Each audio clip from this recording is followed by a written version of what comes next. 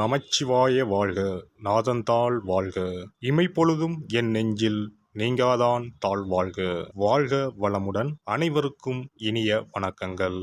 நிகழும் ஸ்ரீ மங்களகரமான சோபகிருது ஆண்டு மார்ச் மாதம் 14ஆம் தேதி வியாழக்கிழமை அன்று சதுர்த்தி திதியில் பரணி நட்சத்திரத்தில் வைத்ருதி நாம யோகத்தில் சித்தயோகம் கூடிய நன்னாளில் இந்த மகத்தான பங்குனி மாதம் பிறக்கிறது. பிறக்கும் இந்த பங்குனி மாதத்தின் கிரக நிலைகளை பார்க்கும்போது மேசத்தில் குரு பகவானுடன் இணைகிறார் சந்திர பகவான். கன்னி ராசியில் கேது பகவானும் மகர ராசியில் செவ்வாய் பகவானும் உள்ளனர். சூரிய பகவான் புதன் பகவான் ராகு பகவான் மீன ராசியில் சஞ்சாரம் செய்கின்றனர். கும்பராசியில் சனி பகவானுடன் சுக்கிரன் உள்ளார். இம்மாத கிரக பெயர்ச்சி என எடுத்துக்கொண்டால் செவ்வாய் பகவான் மகரத்தில் இருந்து கும்பராசிக்கு பெயர்ச்சி அடைகிறார். சுக்கிர பகவான் கும்பத்தில் இருந்து மீனராசிக்கு பெயர்ச்சி அடைகிறார். சந்திர பகவானை பொறுத்தவரை மேசத்தில் ஆரம்பித்து 2.25 நாட்கள் வீதம் 12 ராசிகளை கடந்து ரிஷபத்தில் அமர்ந்து பலன்களை தரப்போகிறார். இம்மாத சிறப்பாக குரு பகவான் நீச நிலையில் இருந்து வக்ர நிலைக்கு மாறுகிறார். இதன் காரணமாக உச்ச பலன்களை அள்ளி தரப்போகிறார் குரு பகவான். இந்த கிரக அமைப்பினால்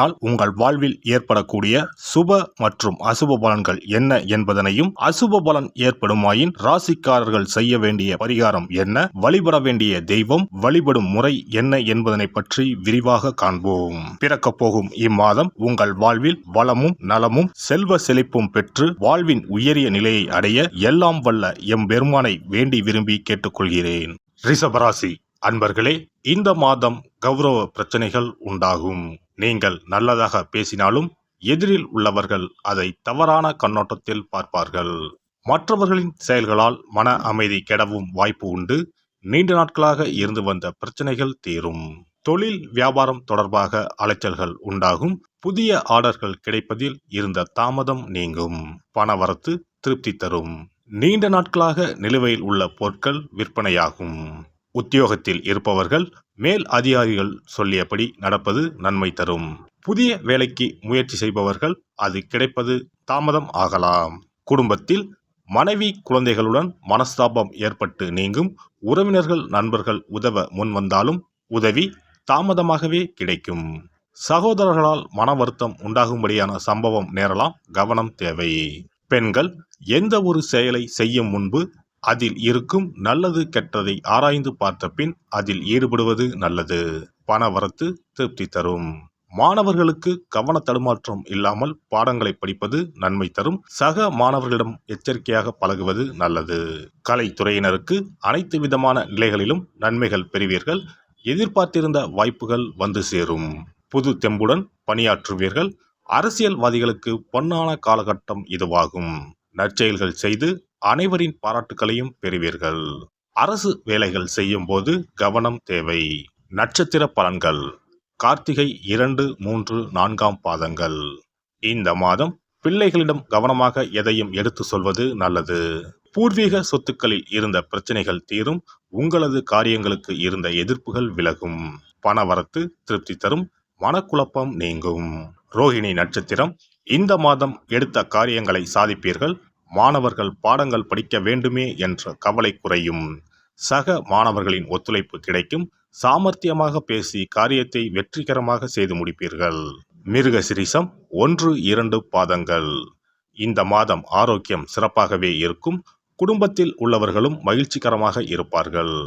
கடந்த காலங்களில் இருந்து வந்த மருத்துவ செலவுகள் குறையும். எடுக்கும் காரியங்கள் அனைத்திலும் சுறுசுறுப்பாக ஈடுபட்டு வெற்றி மேல் வெற்றிகளை பெறுவீர்கள். வெள்ளிக்கிழமைகளில் நவக்கிரகத்தில் சுக்கிரனுக்கு தீபம் ஏற்றி பூஜை செய்ய பணவரத்து கூடும். குடும்பத்தில் மகிழ்ச்சி உண்டாகும். அதிர்ஷ்ட கிழமைகள் திங்கள் வியாழன். அதிர்ஷ்ட தினங்கள் பங்குனி 12 மற்றும் 13. சிறப்பு பரிகாரம். வாரந்தோறும் செவ்வாய்க்கிழமை அன்று வீட்டில் உள்ள முருகப்பெருமான் படத்தினை துடைத்து சந்தனம் குங்குமம் பொட்டு வைத்து சிகப்பு அரளிப்பூ கொண்டு அலங்காரம் செய்யுங்கள். ஒரு கண்ணாடி டம்ளரில் தண்ணீர் ஊற்றி ஒரு எலுமிச்சை பழம் சிறு வெட்டிவேர் போட்டு முருகன் படத்திற்கு முன் வைத்து விடுங்கள். ஒரு மா இலை எடுத்து காம்பு பகுதி முருகப்பெருமானை பார்த்தவாறு வையுங்கள். அகல் விளக்கில் நெய் தீபம் ஏற்றி மா இலையின் மீது வைக்க வேண்டும். தீபச்சுடர் முருகப்பெருமானை பார்க்கும் வண்ணம் இருக்க வேண்டும். கண்களை மூடி முருகப்பெருமானை மனமாற வேண்டி உங்கள் வேண்டுதல்களை வையுங்கள். பூஜை முடிந்த பிறகு அடுத்த நாள் டம்ளரில் உள்ள எலுமிச்சை பழத்தை உங்கள் வீட்டை சுற்றி திருஷ்டி கழித்து போட்டு விடுங்கள். 6 வாரங்கள் வரை இந்த வெட்டி வேரை மாற்ற தேவையில்லை. இவ்வாறு செய்து வழிபட்டு வர குடும்பத்தில் உள்ள எப்படிப்பட்ட கஷ்டமாக இருந்தாலும் அந்த கஷ்டத்திற்கு தீர்வு கிடைக்கும். நம்பிக்கை இல்லாமல் எந்த ஒரு வழிபாடும் செய்யக்கூடாது. நம்பிக்கையோடு செய்யும் பட்சத்தில் கைமேல் பலன் கிடைக்கும்.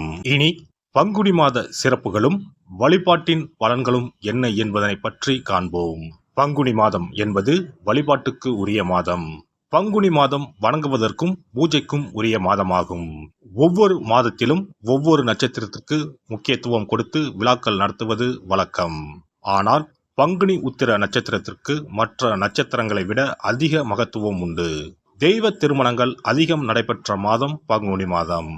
மாதங்களில் 12வது மாதம் பங்குனி, நட்சத்திரங்களில் 12வது நட்சத்திரம் உத்திரம். 12வது மாதமான பங்குனியும் 12வது நட்சத்திரமான உத்திரமும் இணையும் புனித நாள் பங்குனி உத்திரம் என்று கொண்டாடப்படுகிறது. எனவே பங்குனி மாத உத்திரத்தின் சிறப்புகள் அதிகம். பங்குனி உத்திர நாளில் அனைத்து ஆலயங்களிலும் சிறப்பு வழிபாடுகள் நடைபெறும். கிராம கோவில்களில் அக்னி சட்டி ஏந்துதல், பூஜைகள் விமர்சையாக நடைபெறும். எண்ணற்ற ஆலயங்களில் சுவாமி அம்பாள் திருக்கல்யாணம் நடைபெறும். சிலருக்கு கைகூடாமல் திருமணம் தள்ளி போனால் பங்குனி உத்திர நாளில் விரதம் இருந்து இறைவனை வழிபட்டால் வெகு சீக்கிரம் திருமணம் கைகூடும் என்பது ஐதீகம். அதோடு காதலிப்போர் மனதுக்கு பிடித்தவரை கரம் பிடிக்கவும் பங்குனி உத்திர விரதம் இருப்பது மிகுந்த பலனை கொடுக்கும். பங்குனி உத்திரம் கல்யாண விரதம் என்றும் அழைக்கப்படுகிறது. 8 வகையான மகா விரதங்களில் கல்யாண விரதமும் ஒன்று. ஆகவே இந்த நாளில் திருமணம் ஆகாத இளையோர் விரதம் இருந்து தமக்கு நல்ல வரன்கள் கிடைக்க வேண்டும் என்று சிவபெருமானையும் பார்வதி தேவியாரையும் வேண்டுவது நல்ல பலன்களை பெற்றுத்தரும். இத்தினத்தில் மேற்கொள்ளும் விரதம் மிகவும் விசேஷமானது. நீண்ட நாள் ஒற்றுமையுடன் வாழ விரும்பும் தம்பதியர் விரதம் இருந்து சிவனுக்கும் சிவ பார்வதிக்கும் அபிஷேகம் செய்வார்கள். இந்த விரதத்தை முருகனை வேண்டியும் செய்யலாம். அதோடு அன்னதானம், வஸ்திரதானம் செய்வதும் சிறப்பானது. ஜாதக தோஷத்தால் திருமணம் தடைபட்டவர்கள் வழிபாடு மேற்கொள்ளவும் சிறந்த நாள் இதுவாகும். செவ்வாய் தோஷம் காரணமாக திருமண தடைகளை சந்திப்பவர்களுக்கு பங்குனி உத்திரத்தன்று முருகனை மனமுருகி வணங்கினால் திருமண தடைகள் நீங்கி திருமணம் சுபமாக முடியும். குழந்தை பேரில்லாமல் தவிப்பவர்கள் பங்குனி மாத விரதம் இருந்து அம்மன் கோவில்களுக்கு சென்று வழிபட அந்த அம்மனின் அனுக்கிரகத்தால் நிச்சயம் புத்திர பாக்கியம் கிடைக்கும். தொழில் மற்றும் வியாபாரங்களில் ஈடுபடுபவர்கள் தமிழ் வருடத்தின் கடைசி மாதமான பங்குனி மாத தினத்தில் திருஷ்டி பூசணிக்காய் வாங்கி உங்கள் வியாபார இடங்களை திருஷ்டி கழித்து அதற்குரிய நேரத்தில் உடைக்க வேண்டும். இப்படி செய்வதால் உங்களுக்கு இந்த ஆண்டு ஏற்பட்ட தோஷங்கள் அனைத்தும் நீங்கும். பங்குனி உத்திர நன்னாளில் நம்மால் முடிந்த அன்னதானங்களை செய்வது மிகுந்த புண்ணியம் தரும். எலுமிச்சை சாதம் அல்லது தயிர் சாதம் அல்லது சர்க்கரை பொங்கல் என அன்னதானம் செய்யலாம். அதேபோல் நம்மால் முடிந்த அளவுக்கு மஞ்சள், சரடு, குங்குமம், கண்ணாடி என மங்கள பொருட்களை பெண்களுக்கு வழங்குவது விசேஷ பலன்களை கொடுக்கும்.